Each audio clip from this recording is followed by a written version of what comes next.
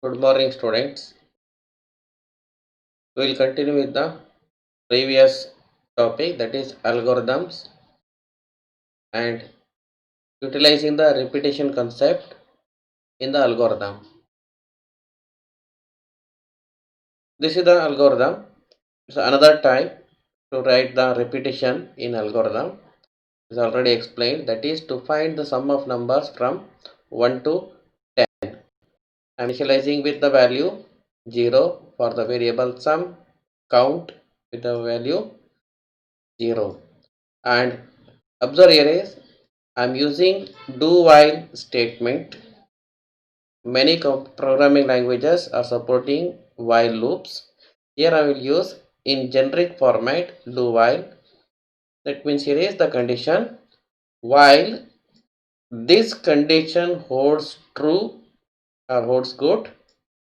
The statements between do and end do will continue their execution.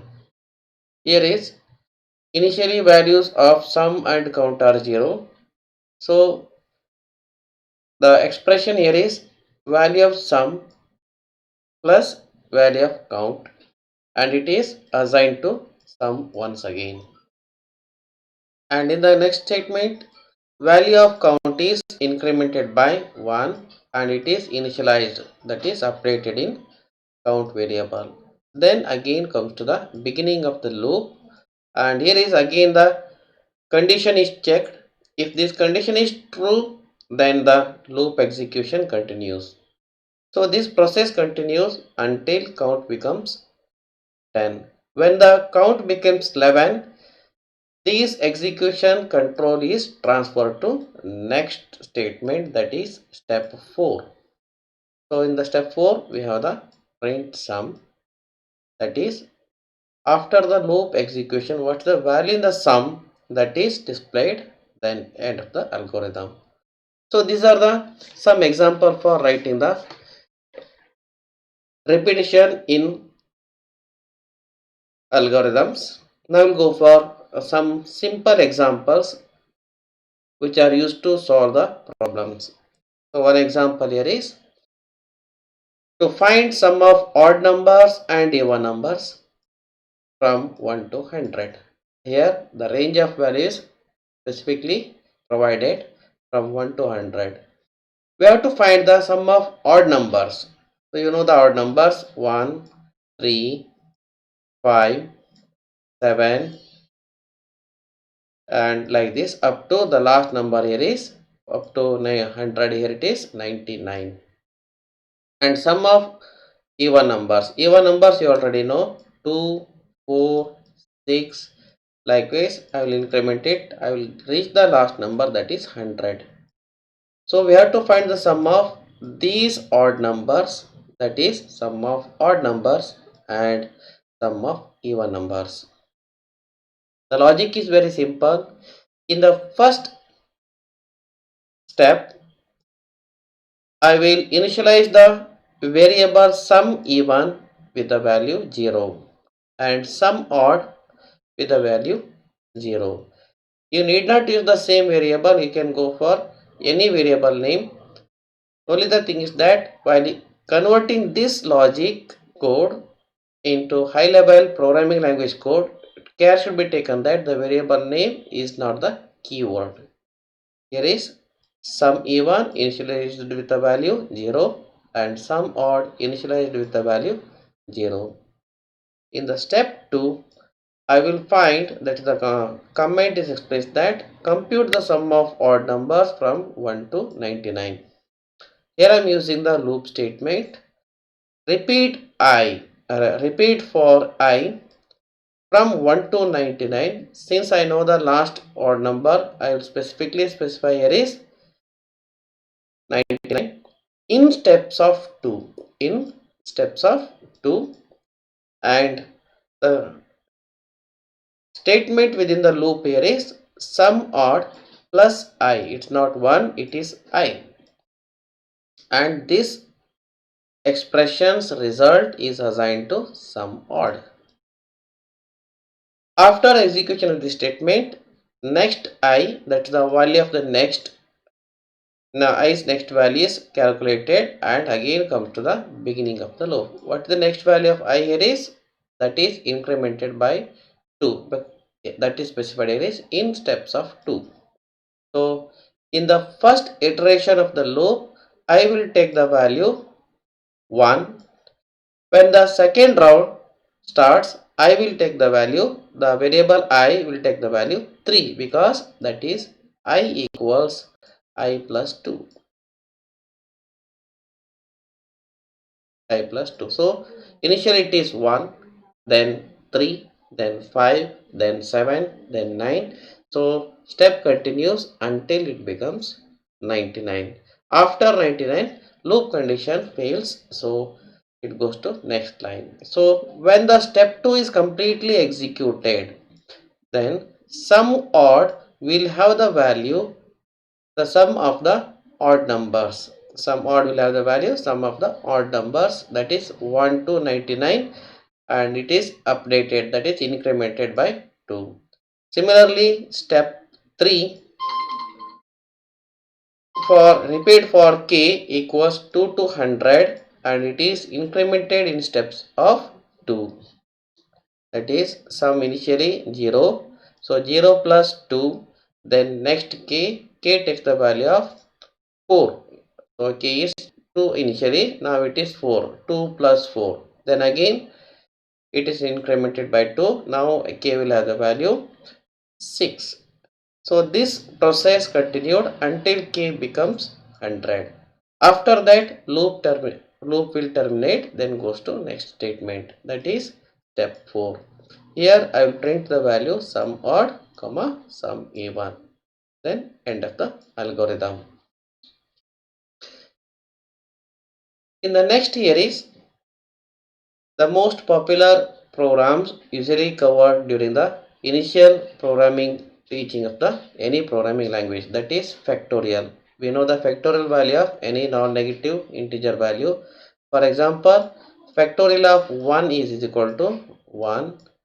Similarly, factorial of 2 is equal to 2, that is 1 into 2 equals 2, and factorial of 3 is 3 factorial here is 1 into 2 into 3, that is equals to 6. So factorial of 4 here is factorial of 4, that is equal to 1 into 2 into 3 into 4, that is 24. So I will create a algorithm such that if I give a value, that code should calculate the factorial of the given value. So in the step 1, I will read the value read num. I will take one variable, that is fact, or any variable name we can choose, and that is initialized with the value 1. So step 2. In step 3, I will use a loop here. Repeat for I equals 1 to num in steps of 1. In steps of 1. In most of the programming language, in steps of 1 usually not provided, because it is understood that it will be incremented always by 1. But for the clarity of the algorithm, we can include for incrementing of the variable by 1 also. So I am provided here also, that is repeat for I equals 1 to num in steps of 1. Fact will be calculated, that is fact into current value of I, and its multiplication result is stored again in fact. So initially fact is equal to 1, then multiplies it with the existing value, that is current value of I, that is 1. Then value of I is incremented, that is next I, again comes to the beginning of the loop. Now I has the value 2. So fact into I, so fact contains the value of 1 into 1 into, now I takes the value 2. So the process continues until I takes the value of num. If I enter 5 as the num, then fact will have the result of 1 into 2 into 3 into 4 into and 5. So this value is evaluates to 120. So when the I value crosses the num value, then the loop executions terminates. Then the fifth statement, that is print the value stored in fact variable. That's the factorial of the value or given input. So logic is very simple. In the factorial logic, read one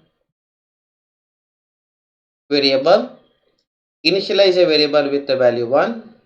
In a loop or repetition, multiply the value with from 1 to num.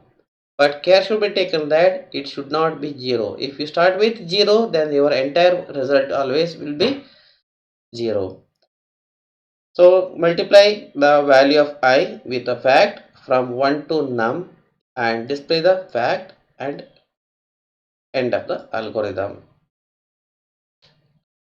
And here is the 10th example for your algorithms to check prime property of the given integer value. You know the prime property of any integer value. A number can be considered as prime value if it is divisible by only one number, divisible by 1 and itself. For example, number 13 is a prime value because it is divisible by 1 and 13 only. Whereas 14 is not a divisible prime value because it is divisible by 2 and also 7. Likewise, 31 is a prime value because it is divisible by 1 and 31. We have to check it the given number is a prime or not. So if n is given input, then we should divide it from 2 to n minus 1. So if n is the given value, then divide it by 2 to n minus 1. So we will implement this logic in algorithms. Then it will be converted into high level code. Now we'll start with the algorithm. In the step 1, I will read the value. In the step 2, that is check the prime property. Here I will take a variable repeat for, that is k, repeat for k, that changes the values from 2 to num minus 1. This is very important step because if I start from 1, I will get the value, is a wrong value, and if the k value changes up to num, then again I will get the wrong value or wrong result. So we should be very careful while writing this. So the I should take the value, that is here I am using the variable k. K should take the value from 2 to num minus 1 in steps of 1. And by using the modulo operation, I will divide the given input with the value of k and the remainder is stored in the variable rem. If num is a composite number, then it will divide it from any one of the number from 2 to num minus 1 and remainder will be 0. So for example, here is 21. 21 is divisible by 7 and also 3. So if I divide it by 2, I will get the remainder 1. If I divide it by 3, then remainder will be 0. So the current value of k is used to divide the num, and if the remainder is 0, that means given value is not a prime number. If rem is equal to 0, print the message, that is given number is not prime number. Then go to step 4. Here is jumping to next statement, that is the last statement, step 4, that is end of the program. If the remainder is not equal to 0, ignore the statement. That means ignore the statement. Observe that there is no else part here. So if rem is not equal to 0, then if statement is ignore this, then goes to next statement, that is next k. So k value is incremented and comes to the beginning of the loop. Here k is incremented by 1. So this process continued until k takes the value if rem is not equal to 0. If our input is actual prime number, then I will not get remainder as 0. So this portion will not execute. So it safely comes to the next statement, that is the step 4, print given number is prime number. So the logic is that divide the given number from 2 to 1 less than the given number and check the remainder. If remainder is equal to 0, display the message given number is not prime number and go to end of the algorithm. If it is not equal to number for any of the number from 2 to n minus 1, then print the message given number is prime number. Okay students, I given some sufficient number of examples on algorithms. Now is the exercise part. I have given second exercise here. One is algorithm to print all even numbers from m to n. Observe, is not from 1 to n, it is from m to n. You have to specify the range, that is the beginning number and end number.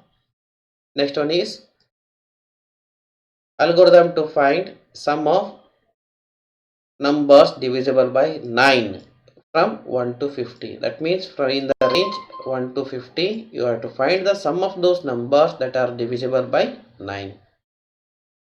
And the third one is most interesting one, algorithm to print first n Fibonacci number.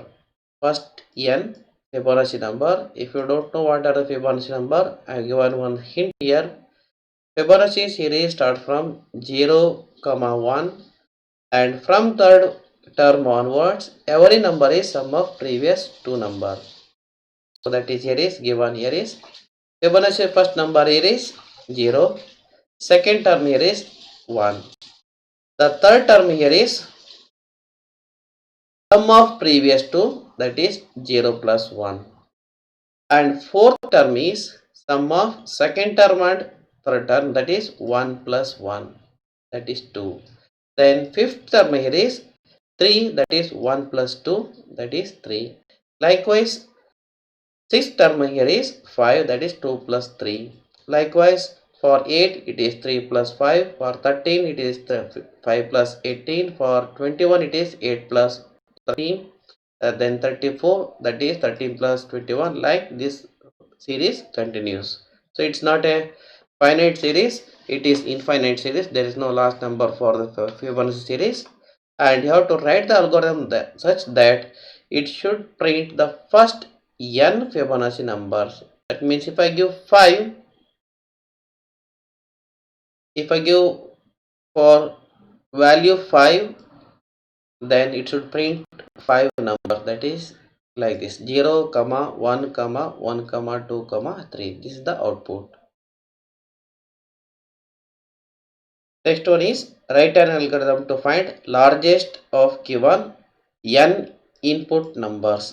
That means you have to specify how many numbers you are inputting and you have to find biggest, that is the largest among them.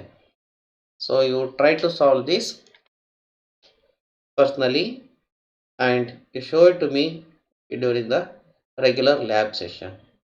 Thank you.